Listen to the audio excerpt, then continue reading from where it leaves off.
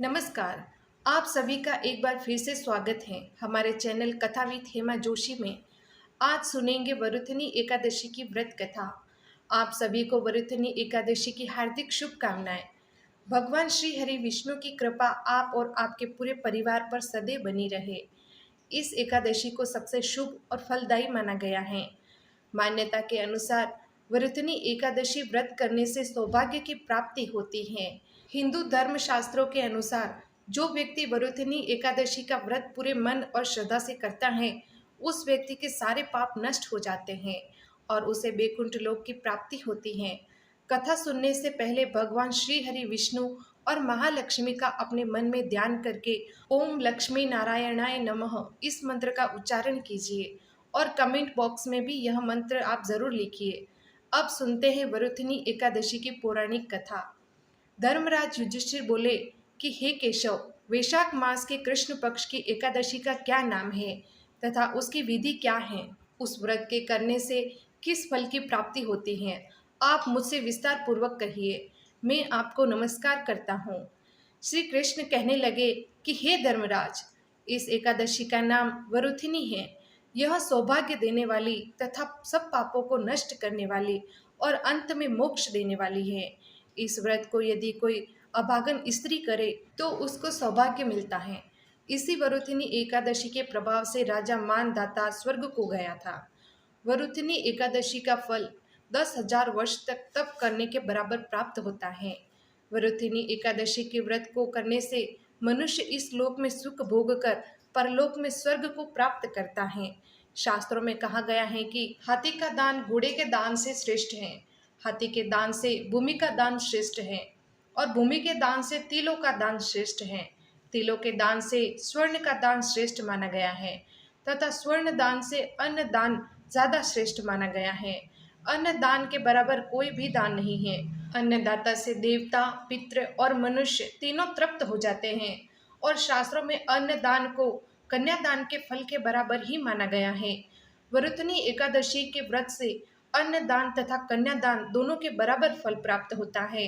भगवान श्री कृष्ण कहने लगे, हे युधिष्ठिर, जो मनुष्य लोभ के वश होकर कन्या का धन लेते हैं, वे प्रलय काल तक नरक में वास करते हैं या उनको अगले जन्म में बिलाव का जन्म लेना पड़ता है। और जो मनुष्य प्रेम और धन के साथ कन्या का दान करते हैं, उनके पुण्य को चित्रगुप्त भी लिखने में असमर्थ है और ऐसे मनुष्य को ही कन्यादान का फल प्राप्त होता है। हे राजेश्वर, वरुथनी एकादशी का व्रत करने वाले को दशमी तिथि के दिन से ही इन वस्तुओं का त्याग अवश्य करना चाहिए। कांसी के बर्तन में भोजन नहीं करना चाहिए, मांस एवं मदिरा का सेवन नहीं करना चाहिए, मसूर की दाल, चने का शाक, शहद, किसी दूसरे का अंश, दूसरी बार भोजन करना और स्त्री प्रसंग करना, यह सभी चीजें दशमी तिथि के दिन से ही वर्जित हो जाती हैं। व्रत करने वाले दिन जुआ नहीं खेलना चाहिए। उस दिन पान खाना, दातुन करना, दूसरे की निंदा करना, चुगली करना और पापी मनुष्यों के साथ बातचीत करना, यह सभी चीजें त्याग देना चाहिए। उस दिन क्रोध नहीं करना चाहिए, मिथ्या भाषण अर्थात झूठ नहीं बोलना चाहिए। इस व्रत में नमक, तेल तथा अन्न, यह सभी चीजें वर्जित हैं। हे राजन, जो मनुष्य विधिवत इस एकादशी को करते हैं, उनको स्वर्ग लोक की प्राप्ति होती है। अतः मनुष्यों को पापों से डरना चाहिए। इस व्रत के महात्म्य को पढ़ने से 1,000 गोदान का फल प्राप्त होता है। इसका फल गंगा स्नान के फल से भी अधिक होता है। हे राजन, अब मैं तुमसे वरुथनी एकादशी की एक कथा का वर्णन करता हूँ। तुम ध्यान पूर्वक सुनो। प्राचीन काल में नर्मदा नदी के तट पर मांधाता नाम के राजा राज्य करते थे। वह अत्यंत दानवीर तथा तपस्वी थे। एक दिन जब वह जंगल में तपस्या कर रहे थे, तभी न जाने कहां से एक जंगली भालू आया और राजा का पैर चबाने लगा। राजा तनिक भी नहीं घबराए और अपनी तपस्या में लीन रहे।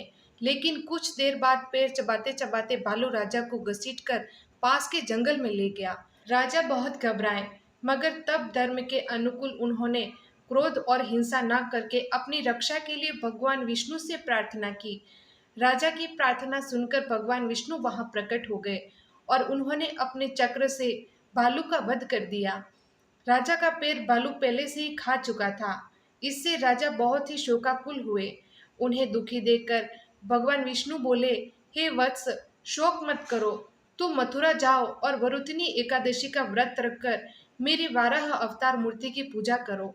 उसके प्रभाव से पुनः सुदृढ़ अंगों वाले हो जाओगे।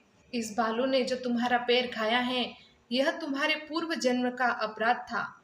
भगवान विष्णु की आज्ञा मानकर राजा मांधाता ने मथुरा जाकर श्रद्धा पूर्वक वरुथनी एकादशी का व्रत किया। इस व्रत के प्रभाव से राजा शीघ्र ही पुनः सुंदर और संपूर्ण अंगों वाला हो गया। इसी एकादशी के प्रभाव से राजा मांधाता स्वर्ग को गए थे। तो यही थी वरुथनी एकादशी की व्रत कथा। वरुथनी एकादशी के दिन सुबह जल्दी उठकर स्नान करके स्वच्छ वस्त्र धारण करें। उस दिन भगवान विष्णु को पीले फल, पीले रंग की मिठाई का भोग लगाए।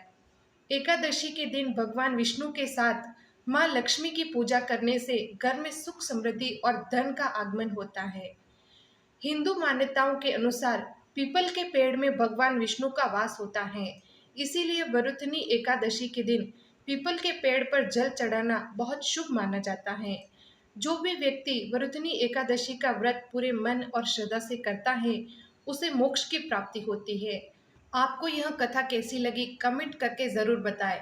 और साथ ही एकादशी का पारण सदैव द्वादशी के दिन किया जाता है।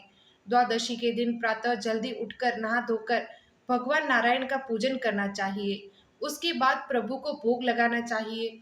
भोग में चावल अवश्य होने चाहिए तथा तुलसी पत्र भी रखना चाहिए। उसके बाद गाय और पक्षियों के निमित्त भोजन तथा दाना निकालकर मंदिर में अथवा ब्राह्मण को अन्न का दान करके प्रभु को लगाए गए भोग को ग्रहण करना चाहिए।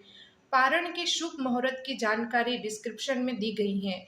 आगे भी धार्मिक कथाओं को सुनने के लिए मेरे चैनल कथा विद हेमा जोशी को सब्सक्राइब करना ना भूलें। धन्यवाद।